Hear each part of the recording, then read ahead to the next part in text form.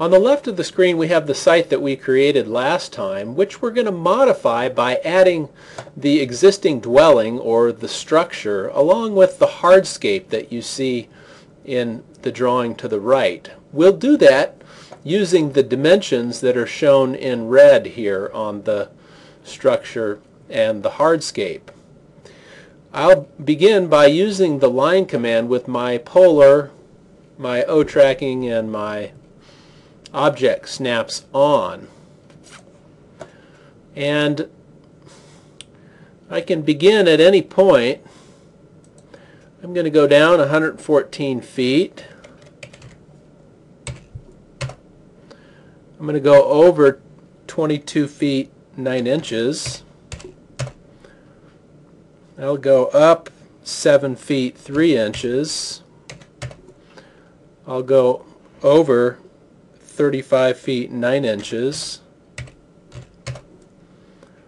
I'll go back up 22 feet 6 inches. Back over to the right 23 feet 6 inches. I'll come down 15 feet 6 inches. I'll go over to the right 31 feet. And then I'll come back up 75 feet. I'll head over to the left here 28 feet. Straight down 22 feet 8 inches. Over to the right 12 feet. And then I'll begin again heading straight up 45 feet 6 inches. Over to the right 14 feet 6 inches, and then back down. I'll start again and come straight up 24 feet 4 inches. And then back over to the right 12 feet and up 14 feet 11 inches. With my structure completed, and I purposely did that without the angle because it makes it much easier, I'll now rotate it by minus 16 degrees using the rotate command, which is available on the modify panel, or I can type in rotate. I'll select all the objects, I'll hit enter, choose the base point in the top right, and then I'll enter minus 16 for the rotation angle. I'm going to move this existing structure over into my site, but before I do that I need to create the sidewalks, which are 5 feet 6 inches wide. I can do that by offsetting the existing sight line 2 feet 9 inches in both directions, and I'll do that by going to the modify panel and choosing the offset command, or I can type in offset. The offset distance again is 2 feet 9 inches. I'll select a line, select a side, select a line, select a side, select a line, bottom, select a line, top, so that I've offset both above and below to produce my sidewalk. I'm going to use the move command to move this structure with a base point in the top right corner, and then with my running snaps set to endpoint and extension, and my status bar set with the snap off and the object snap on and the O snap tracking on, I'm still in the move command. I'll just touch on the endpoint of the bottom portion of my sidewalk, and I'll follow along the bottom portion of this sidewalk from the east edge along the bottom edge of the sidewalk, and with my O-snap tracking on, I can track exactly 14 feet 1 inch along that line. 14 feet 1 inch. And when I get there, I'll just left click. And it places it exactly 14 feet 1 inch from the northeast bottom portion of that sidewalk.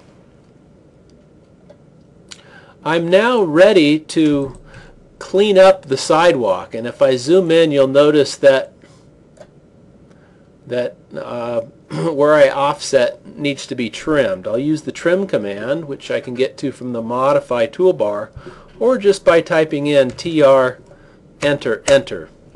I hit enter once to get into the trim command. The second time I hit enter selects all lines, all objects as cutting edges. So I like to go TR enter enter, and then I can select any edge I want to trim.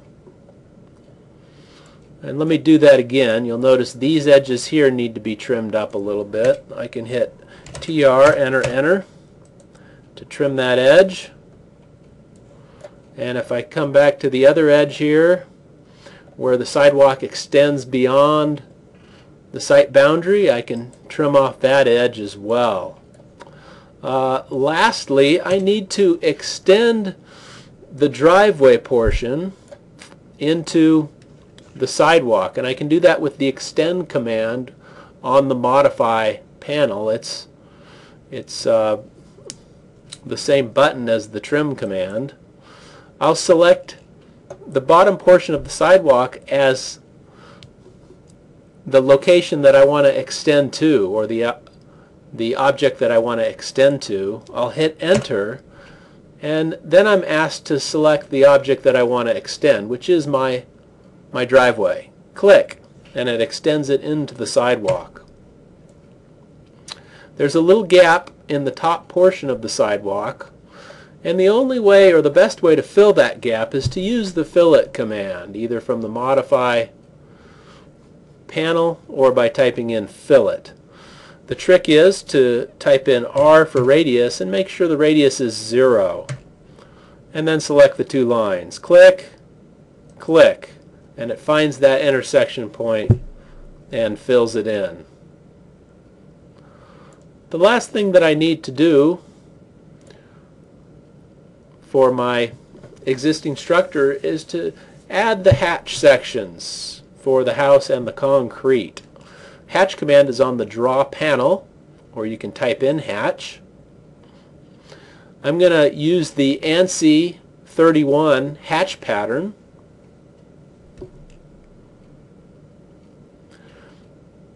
And I'll go ahead and pick inside the existing structure.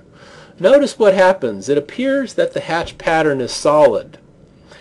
And the reason is that my drawing is so large and my hatch pattern is so small, it's an ANSI mechanical type of hatch pattern, that my scale is off for my hatch. So I'll come up to the scale box here, and I'll change my scale to 70. So it's going to be 70 times bigger now. And notice how my lines adjust as well. That's still not enough. Let me go to 120. How about 150? I'll make my scale 150 times that size. That looks pretty good.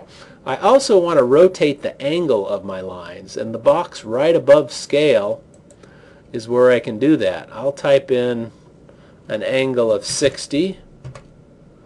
That looks pretty good. Let me go a little more. Let me go 70. Very good. And I'll accept that hatch by hitting enter or hitting the close hatch creation button. Finally, the concrete, my hardscape, I'm also going to hatch.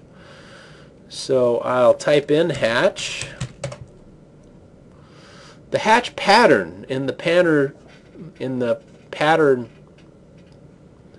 panel here, I'm going to window down or scroll down until I get to the ARCONC, the architectural concrete hatch pattern, ARCONC. And then I'll click in my concrete area where my driveway is. It appears that nothing happens, but if you look closely, you'll see a little triangle representing the concrete pattern. The reason it doesn't appear at the proper scale is because the scale is 150, and when in fact my scale needs to be something closer to 10. So I'll type in 10, hit enter, and now it looks much more like the concrete that I desire. And I've completed my existing structure and my hardscape. I'll go ahead and get out of the hatch command, and I could save my work.